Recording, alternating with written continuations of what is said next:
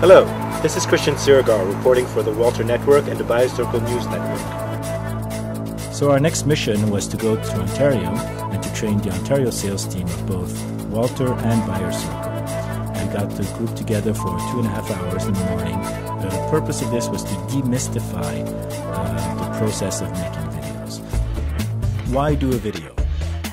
Why do a video? I think that's a question that a lot of people would ask themselves.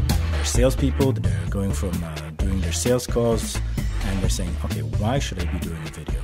Well, a video is, for any company, I think, is a new strategy of building the relationship. Walter and Ideal Welders, who Larry is with, have had a long-standing partnership and a very good relationship, and we've been fortunate enough to be able to supply the abrasives used in constructing and fabricating this luge and bobsled track. So it's all about sharing passion. We are our own people. We try to cultivate the passion in what they do, but very often we don't capture the passion that exists at a customer level. And it's that passion that we need to see, because that passion can be communicated. You're liking that? Oh, we loved it. Spin out technology, put us in a whole new world with that. That's great, that's true. Could you tell us a bit about your experience with that? Yeah, I use the LineMate, the finishing system you have. That's incredible. When we weld on it, it totally takes care of all the marks. So it's incredible. You get a nice professional finish like it came out of the factory that way. I think it's a really good machine. It cleans all my dies. All my dies work really, really smooth now. For all purposes, it's a wonderful thing for lubricating and also cleaning.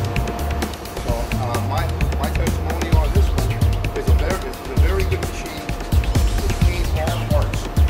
Do you enjoy it? Yes, I do.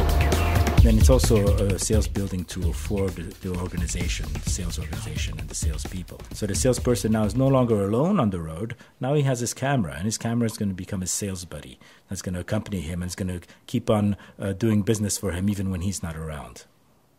So the training basically consisted of a theoretical part and a hands-on part.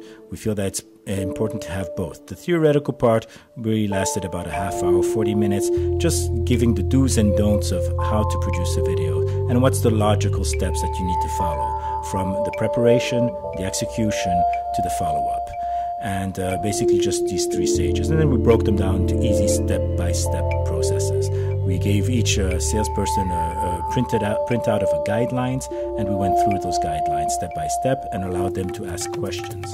The second part was just as critical. It's the actual hands-on. It's getting the cameras into the hands of the salespeople and letting them play around with it and really see that, sometimes they forget to press the on switch. They're on standby and they think they're filming. So these are little details that they need to know.